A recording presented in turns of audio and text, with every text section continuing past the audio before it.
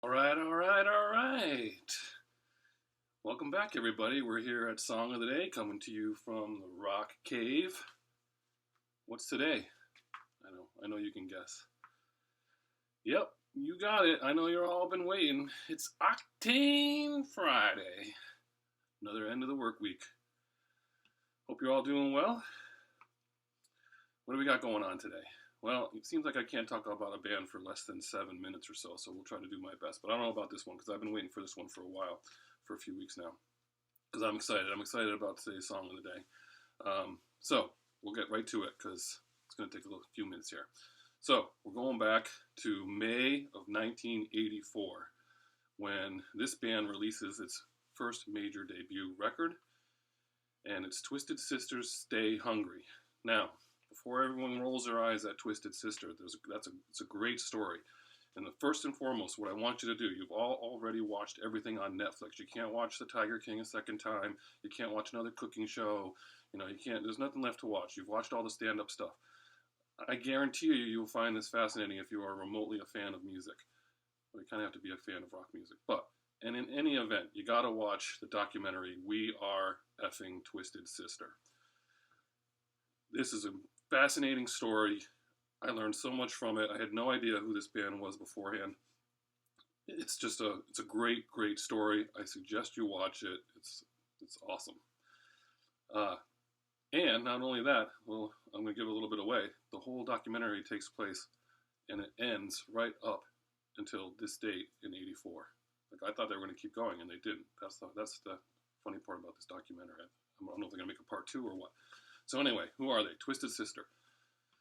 Okay, a band formed in New Jersey, a place called, I don't even know if I can pronounce it right. It's either Hohokus or Hohokus. I don't even know. Hohokus. It's like a little hamlet in Bergen County with like 4,000 people. Anyway, New Jersey people, you can tell me about that. So J.J. French, he's a founding member of this band. Early '72, he's obsessed with the New York Dolls, David Bowie, Lou Reed, and he's a musician, and he was going around in the area and to see these local bands, and he basically says all of them suck. So he says to himself, I want to make this music. So essentially that's what he did. He starts this band where he says we're all going to wear makeup, and we're all going to do these songs. We're going to do Bowie songs and New York Dolls and Lou Reed and all this stuff. So that's what he does, and he starts making a band that starts doing that stuff around the area. So, we almost forgot. Gotta take care of this first. All right. So, mid-'70s, they're this glam band where you would ask the guys if they're okay wearing makeup, and they are, and they're wearing makeup, and they're doing all this music, well, basically just covers, but they have to throw in Led Zeppelin and Jethro Tull and all this stuff in order to survive, and they do that. And they're basically just kind of playing local areas, and there's a lot of changes in members and things like that, but no one's playing any original music. One of their early gigs in that Long Island area is outside of like a military base, and they start on a Tuesday, and they play in front of like 50 people, and they got their makeup on and their outfits, and they're thinking no one's going to come, we can just work this out. By the weekend, because the military people are out, there's like 3,000 people at a show just because they want to get out and see a show. There was nothing to do there at night. It was either movies or go see a band. And so they're scared because they're thinking they're going to get crap beaten out of them. Turns out everyone just wanted to go there and drink and listen to music. So basically, long story short, they start getting a following with their show because it's basically like not just a rock show. It's they talk to the crowd. It's all this theatrics. They do all this stuff. Dee Snider comes along basically in like mid-'70s, maybe around '75, and they got a couple other member changes, and that's when they kind of start nailing it, and they just start doing this circuit of Long Island and Westchester County of these small clubs, and they just start building a following. They don't have a record deal. They're not on the radio.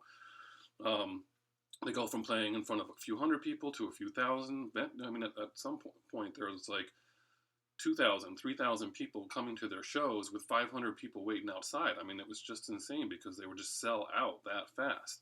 They played the Palladium in New York City at one point. They couldn't get in to New York City. Like, they couldn't get into Manhattan. Nobody was interested. It was like only 20 miles away to CBGB's, but they were like, no small clubs, not interested. We won't pay you, all that stuff. So they were stuck doing the circuit all the way around. And they were doing 5, 6 nights a week, sometimes like three shows. Sometimes they were just playing insane amount of time. And these people would just follow them. So they finally get in to the Palladium, which is like the epic place you could play, 3,000 people.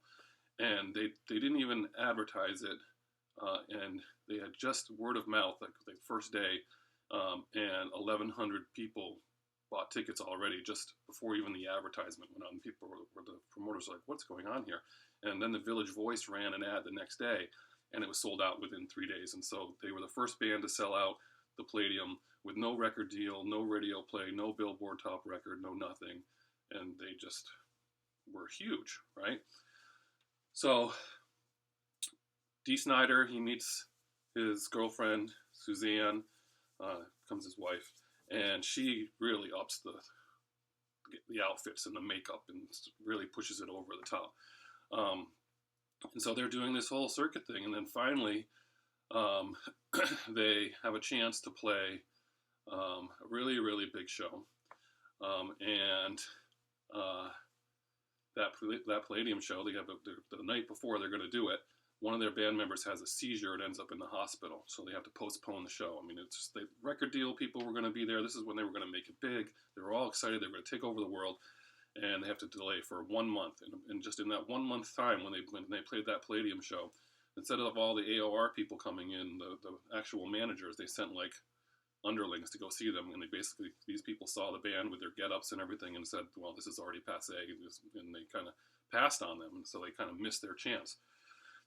They kind of mull around a little bit, and then they hear there's going to be a free show for bands from Long Island playing at Jones Beach at Adventureland, and they're like, well, what do we have to lose? Let's go play there and do that. That sounds fun. So they go there. They don't have, they figure maybe 2,000, 3,000 people. Well, they're going to this show, and they're stuck in traffic because there's 5 miles of cars, and they can't figure out why. They get there, and they look out the window at one point, and there's 22,000 people there to see Twisted Sister, and they're like, what the hell's going on? So they basically could have just survived there. They could have just done the circuit, just keep going around to small clubs in Long Island and do all that stuff. They were making $10,000 a night, selling out shows. They were friends with all the bar managers. They were friends. Everyone knew who they were. They could have basically survived on that. Then they get a chance to go over to England. They do. They go over there. They open up for Motorhead. And at first, the people in England see these guys, and they're just like ready to like throw them off the stage. But Lemmy comes out and says, give these guys a chance. And they actually have a hit in England, and they put out a record, and then they come back to the United States. So I always thought Twisted Sister was just kind of a made-up band, right, in '84, like it was MTV, built for MTV. It didn't occur to me where they came from. So, of course, '84, they put out Stay Hungry, and that's when they're all over MTV with their get-ups, and they were huge, and everyone knows their songs. But what do you remember what happened? Like they were there for like 1 summer, maybe 2, and then that was it, right? Like nothing. Like it was just that one album. They put out a follow-up album, Come Out and Play, in '85. It was not well received. The video was banned from MTV because it was too graphic. Only played in Europe, starring Alice Cooper in the video, and it was one of the first CDs to go out of print. So that was it. I mean, that was just that summer of those huge hits. But it turns out they're actually a really good heavy rock band. I mean, if you probably don't know any of their other songs, but when you talk about some of the stuff they have had out there, they have The Price, Burn in Hell, You Can't Stop Rock and Roll. Turns out they're a really good rock band. But everyone knows I Want to Rock, and we're not going to take it, right? So they break up. Dee Snider goes solo. Actually, over the years, put out some great hard rock records. Made a great movie called Strangeland. It's a horror movie, so you have to watch that. But he's in it, and the music is from all kinds of stars. But this movie Strangeland is very twisted. Play on words there. And then, of course, he went to Connecticut and was radio DJ for years and very, very popular on the radio on 104.1. Years after that, I'm in Mexico with my brother and sister-in-law and Sarah, and I'm on a tram, and I look over and I see from afar Dee Snider, and I recognize him right away, and I was just so excited, and I'm like, that's Dee Snider, that's Dee Snider. And I'm like, I gotta yell to him, and they're like, no, and I was like, Dee, 104 Hartford, and he just looked over and was like, yeah, man, yeah, it was awesome, it was great. So anyway, Twisted Sister, I know you're recovering from yesterday, some of you, but yeah, you know, you're going from the frying pan into the fire right now.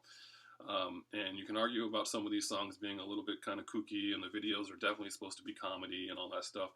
But we gotta go with I Wanna Rock. That's my favorite song by them. Of course, very famous in that video. Mark Metcalf from Animal House is in there reprising his role as a drill sergeant. And, you know, he comes out and says, Twisted Sister, what kind of a man? You know, it's just like, what does he say? What kind of a man desecrates a textbook or something like that? Anyway, so that's your song of the day. It's Octane Friday. Turn it up. Don't worry, all you guys out there. We're going to get to some of the other stuff. We're going to get to Black Sabbath. We're going to get to Led Zeppelin. We're going to get to all that. But Twisted Sister is your song of the day. It's Friday. Turn it up. Enjoy. Have a great weekend. And we'll see you on the flip side.